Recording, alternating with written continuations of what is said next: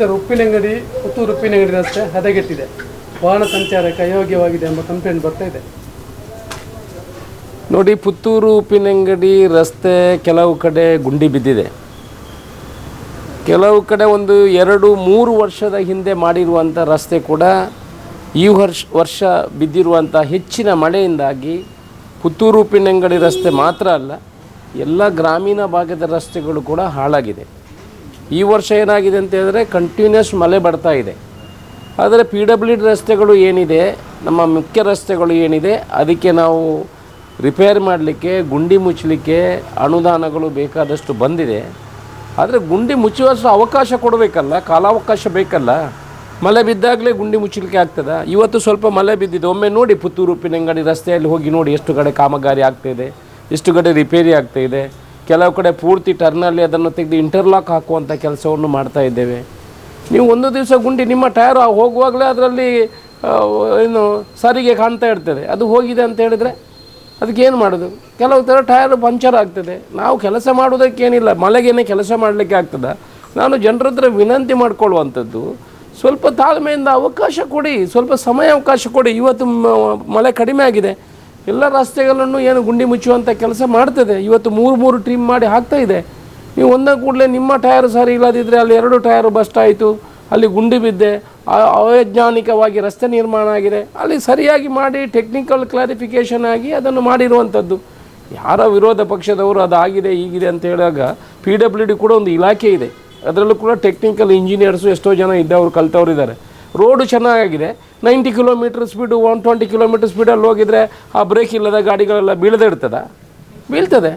ಸ್ವಲ್ಪ ನಿಧಾನವಾಗಿ ಹೋಗಬೇಕು, ಜಾಗ್ರತೆಯಾಗಿ ಹೋಗಬೇಕು. ರಸ್ತೆ ಚೆನ್ನಾಗಿದೆ ಅಂತ ಹೇಳಿದ್ರೆ ಸೀದಾ ಹೋಗೋದಲ್ಲ. ಗುಂಡಿ ಬಿದ್ದರೆ ಈಗೇನು ಬಿಡುವುದಿಲ್ಲ, ಗುಂಡಿ ಬಿದ್ದಿದೆ ಅಂತ ಸರಿ ಮಾಡುವಂಥ ಕೆಲಸವನ್ನು ಮಾಡ್ತೇವೆ. ರಸ್ತೆಯಲ್ಲಿ ಹೋಗುವಾಗಲೂ ಸಾರ್ವಜನಿಕರು ಅದನ್ನು ನೋಡಿಕೊಂಡು ಹೋಗುವಂಥ ಕೆಲಸವನ್ನು ಮಾಡಬೇಕು. ಎಲ್ಲಿಯೂ ರಸ್ತೆ ಹದಗೆಟ್ಟುವಂಥ, ಎಲ್ಲೆಲ್ಲಿ ಹದಗೆಡ್ತಾ ಇದೆ, ಹೌದು ಅದು ಹೆಚ್ಚಿನ ಮಳೆಗೆ ಅದು ಆಗ್ತದೆ, ಅದನ್ನು ಒಪ್ಪಿಕೊಳ್ತೇವೆ. ಅದು ರಿಪೇರಿ ಮಾಡುವಂಥ ಕೆಲಸ ಗುಂಡಿ ಬಿದ್ದ ಕೂಡಲೇ ನಾಳೆ ಮಾಡಲಿಕ್ಕೆ ಆಗ್ತದೆ, ಅದನ್ನು ಮಾಡುವಂಥ ಕೆಲಸವನ್ನು ಮಾಡ್ತಾರೆ. ಎಲ್ಲೆಲ್ಲಿ ಅನುದಾನಗಳು ಬರಬೇಕು ಅದು ಬರ್ತಾ ಇದೆ, ಮಾಡುವಂಥ ಕೆಲಸವನ್ನು ಎಲ್ಲ ಮುಂದಿನ ದಿವಸದಲ್ಲಿ ಮಾಡ್ತೇವೆ. ಕೃಷ್ಣನಗರದಿಂದ CDFನವರೆಗೆ ನಾವು ದಿನಾಲು ನಾವು ಸಂಚರಿಸುವಂಥ ರಸ್ತೆ ಪುತ್ತೂರು ಉಪ್ಪಿನಂಗಡಿ ರಸ್ತೆ. 2022ರಲ್ಲಿ ರಸ್ತೆ ಹೊಸದಾಗಿ ಕಾಮಗಾರಿ ಆರಂಭಗೊಂಡಿತ್ತು. ಆದರೆ ಈಗಿನ ಪರಿಸ್ಥಿತಿ ನೋಡಿದರೆ ದಿನಾಲು ಪರದಾಡುವಂಥ ವ್ಯವಸ್ಥೆ. ಅವರು ಅಲ್ಲಿ ಕಂಪ್ಲೇಂಟ್ ಕೊಡೋದು, ಪಾಪ 2 ವೀಲರಲ್ಲಿ ಬೈಕ್ನಲ್ಲಿ ಹೋಗುವಾಗ, ಬೈಕಲ್ಲಿ ಸ್ಕೂಟ್ರಲ್ಲಿ ಹೆಂಗಸರು ಮಕ್ಕಳು ಕರ್ಕೊಂಡು ಹೋಗಬೇಕಾದ್ರೆ ಹೊಂಡ ದಿನ್ನೆಯಲ್ಲಿ ಅಲ್ಲಲ್ಲಿ ಹೊಂಡ ಬಿಂದು ಹೋಗದಂಥ ಪರಿಸ್ಥಿತಿ ನಮ್ಮ ಕೃಷ್ಣನಗರದಿಂದ CDFವರೆಗೆ ಆಗಿದೆ. ಇದಕ್ಕೆ ಯಾರು ಹೊಣೆ?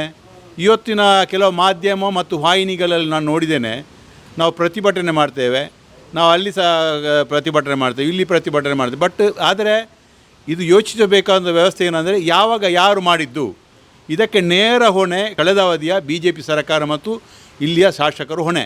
ಯಾಕೆಂದರೆ ಅವರ ಉಸ್ತುವಾರಿಯಲ್ಲಿ ಆಗಿನ ಸರ್ಕಾರ ಕೈಗೊಂಡಂಥ ಕಾಮಗಾರಿ. ಆದರೆ ದುರಾದೃಷ್ಟವಶಾತ್ ಇವತ್ತು 2 ವರ್ಷವೂ ಆಗಿಲ್ಲ, ನಾವು ಆ ಭಾಗದಲ್ಲಿ ಓಡಾಡೋಗಿಲ್ಲ, ಅಷ್ಟು ಹದಗೆಟ್ಟು ಹೋಗಿದೆ. ಯಾರು ಹೊಣೆ? ಇದಕ್ಕೆ ಯಾರನ್ನು ಕೇಳೋದು? ಇವ್ರು ಯಾರ ವಿರುದ್ಧ ಪ್ರತಿಭಟನೆ ಮಾಡೋದು? ನಮ್ಮ ಶಾಸಕರು ಪಾಪ ಎಲ್ಲ ರಸ್ತೆಯನ್ನು ನೋಡಿ ಅವರ ಅನುದಾನದ ಆಗಬೇಕಾ ದುರಸ್ತಿ ಅದನ್ನು ಮಾಡ್ತಾ ಇದ್ದಾರೆ. ನಮಗೆ ಹೇಳಬೇಕು, ನಾವು ಕೋಡಿಂಬಾಡಿಯಿಂದ ಇವತ್ತು ನೆಕ್ಕಿಲಾಡಿಯವರು ನಾವು ರಸ್ತೆ ಸಂಪರ್ಕವನ್ನು ಹೊಸದಾಗಿ ಮಾಡಿದ್ದೇವೆ.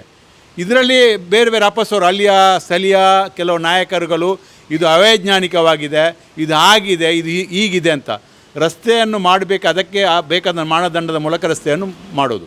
ಅದಕ್ಕೆ ಆ ಇಲಾಖೆಗೆ ಸಂಬಂಧಪಟ್ಟಂಥ ಇಂಜಿನಿಯರ್ಗಳು, ಇಲಾಖೆಯ ಅಧಿಕಾರಿಗಳು ಅದು ಯಾವ ರೀತಿ ವೈಜ್ಞಾನಿಕವಾಗಿ ಆಗಬೇಕಂತ ಅದನ್ನು ನಿರ್ಧರಿಸುವುದು ಆ ಇಲಾಖೆಯ ಅಧಿಕಾರಿಗಳು. ಅದಕ್ಕೆ ಶಾಸಕರು ಇಲ್ಲ ಅಂದರೆ ನಾವು ಹೊಣೆ ಅಲ್ಲ. ದಯವಿಟ್ಟು ನೀವು ಇಷ್ಟು ತಿಳ್ಕೊಳ್ಳಿ, ನಿಮ್ಮ ಅವಧಿಯಲ್ಲಿ ಮಾಡಿದಂಥ ಕಾಮಗಾರಿಯನ್ನು ಚೆನ್ನಾಗಿ ಅದು ನಿರ್ವಹಿಸುವ ವ್ಯವಸ್ಥೆ ಮಾಡಿ.